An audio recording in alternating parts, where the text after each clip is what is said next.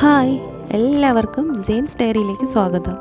ഇന്ന് ഞാനിവിടെ തയ്യാറാക്കാൻ പോകുന്നത് ചായയ്ക്ക് പറ്റിയ ഒരു നല്ല കടിയാണ്. വളരെ പെട്ടെന്ന് തന്നെ തയ്യാറാക്കാം. നമ്മുടെ വീട്ടിലുള്ള സാധാരണ ചേരുവകൾ മാത്രം മതിയാകും. ഇതെങ്ങനെയാണ് തയ്യാറാക്കുന്നത് നോക്കാം.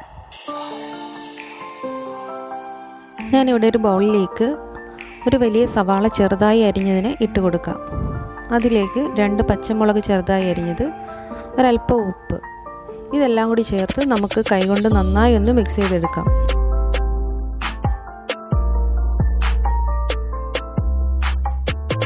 കഴിയുന്നത്ര നന്നായി തന്നെ ഇത് മിക്സ് ചെയ്തെടുക്കുക.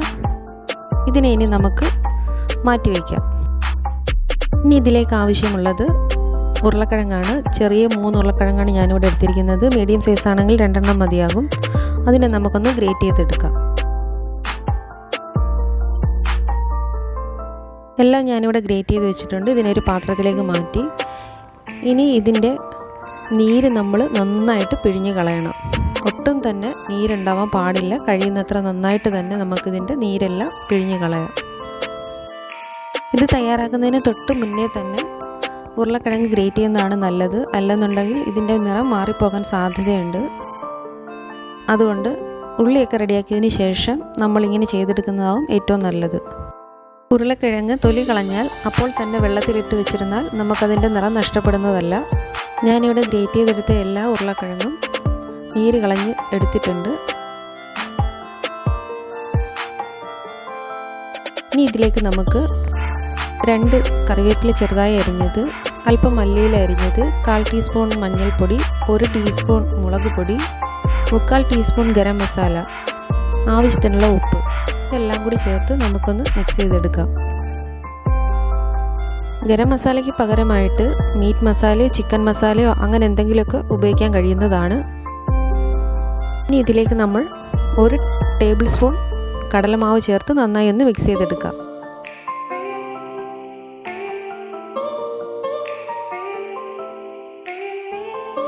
കുറച്ചുകൂടി മാവിൻ്റെ ആവശ്യമുണ്ട്. ഞാനിവിടെ 1/2 സ്പൂൺ കടലമാവ് കൂടി ചേർക്കുകയാണ്. ഇതുകൂടി ചേർത്ത് നമുക്ക് നന്നായി ഒന്ന് മിക്സ് ചെയ്തെടുക്കാം. ഇത് കൈകൊണ്ട് തന്നെ നന്നായി മിക്സ് ചെയ്തെടുക്കാൻ ശ്രമിക്കണം. സ്പൂൺ കൊണ്ട് മിക്സ് ചെയ്താൽ അതിൻ്റെ മാവിൻ്റെ പരുവം അത്ര ശരിയാവില്ല. ഇത് കാണുമ്പോൾ കുറച്ച് മാവിൻ്റെ കുറവുണ്ടെന്ന് തോന്നും, പക്ഷേ മാവിൻ്റെ പരുവം കറക്റ്റാണ്. ഈ ഒരു സ്നാക്കിന് അധികം മാവിൻ്റെ ആവശ്യമില്ല. നമ്മളുടെ മാവുകൊണ്ട് പരുവായി കഴിഞ്ഞു.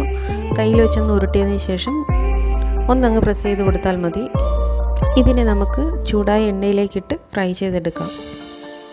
മീഡിയം ഫ്ലെയിമിലിട്ട് വേണം നമ്മളിത് തയ്യാറാക്കിയെടുക്കാൻ. ഹൈ ഫ്ലെയിമിലാണെങ്കിൽ പുറമേക്ക് ക്രിസ്പിയും അകം വേവാതെയും ഇരിക്കും. അതുകൊണ്ട് മീഡിയം ഫ്ലെയിമിലിട്ട് തന്നെ വറുത്തെടുക്കാൻ ശ്രദ്ധിക്കണം. തിരിച്ചും മറിച്ചുമിട്ട് നമുക്കിത് നല്ലതുപോലെ വറുത്ത് കോരിയെടുക്കാം. 3-4 തവണ ഞാനിത് മറിച്ചിട്ട് കൊടുക്കുന്നുണ്ട്. എൻ്റെ ഈ ചാനൽ നിങ്ങൾ ആദ്യമായിട്ടാണ് കാണുന്നതെന്നുണ്ടെങ്കിൽ ഒന്ന് സബ്സ്ക്രൈബ് ചെയ്യുക. തൊട്ടടുത്ത് കാണുന്ന ബെല്ലൈക്കണിൽ ഓൾ എന്ന ഓപ്ഷൻ ഇനേബിൾ ചെയ്ത് വയ്ക്കുക. അപ്പോൾ ഞാനിടുന്ന വീഡിയോകൾ അപ്പോൾ നിങ്ങൾക്ക് നോട്ടിഫിക്കേഷനായിട്ട് ലഭിക്കുന്നതാണ്. നമ്മളുടെ ആദ്യത്തെ ബാച്ച് ഇവിടെ തയ്യാറായി കഴിഞ്ഞു. ഇതുപോലെ തന്നെ നമുക്ക് അടുത്ത ബാച്ച് ഇട്ട് കൊടുക്കാം.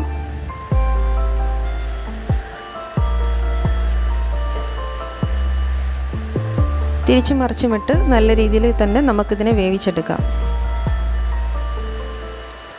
ഈ ഒരു സ്നാക്ക് ഉണ്ടാക്കുമ്പോൾ ശ്രദ്ധിക്കേണ്ട കാര്യം, ആദ്യമേ തന്നെ ഉള്ളി നന്നായിട്ട് ഉപ്പിട്ട് മിക്സ് ചെയ്ത് വയ്ക്കണം.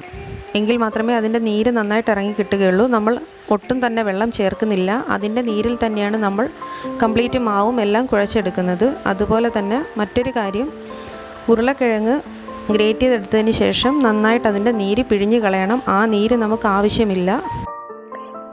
ഈ 2 കാര്യങ്ങളും നിങ്ങൾ നന്നായിട്ട് ശ്രദ്ധിക്കണം. അതുപോലെ തന്നെ മാവ് അധികമായി പോകാനും പാടില്ല. നമ്മുടെ വീടുകളിൽ എപ്പോഴും കാണുന്ന ചേരുവകൾ മാത്രം മതിയാകും ഈ ഒരു സ്നാക്സിന്. 10 മിനിറ്റിനകത്ത് തന്നെ നമുക്ക് ഈ സ്നാക്സ് തയ്യാറാക്കിയെടുക്കാൻ കഴിയും. വളരെ ടേസ്റ്റിയാണ്. ഇതിൻ്റെ ഒരു ടേസ്റ്റ് എന്ന് പറയുന്നത് നമ്മുടെ ഉള്ളിവടയുടെ ടേസ്റ്റ് പോലെ തന്നെയാണ്. എല്ലാവരും ഇതൊന്ന് തയ്യാറാക്കി നോക്കണം. ഇഷ്ടപ്പെട്ടാൽ ലൈക്ക് ചെയ്യാനും ഫ്രണ്ട്സിനൊക്കെ ഷെയർ ചെയ്യാനും മറക്കരുതേ. നിങ്ങളുടെ അഭിപ്രായങ്ങളും നിർദ്ദേശങ്ങളും താഴെ കമൻറ്റ് ബോക്സിൽ രേഖപ്പെടുത്തുമല്ലോ. എന്തെങ്കിലും സംശയങ്ങളുണ്ടെങ്കിൽ തീർച്ചയായും ഞാനതിന് മറുപടി പറയുന്നതാണ്. മറ്റൊരു റെസിപ്പിയുമായി നമുക്ക് വീണ്ടും കാണാം.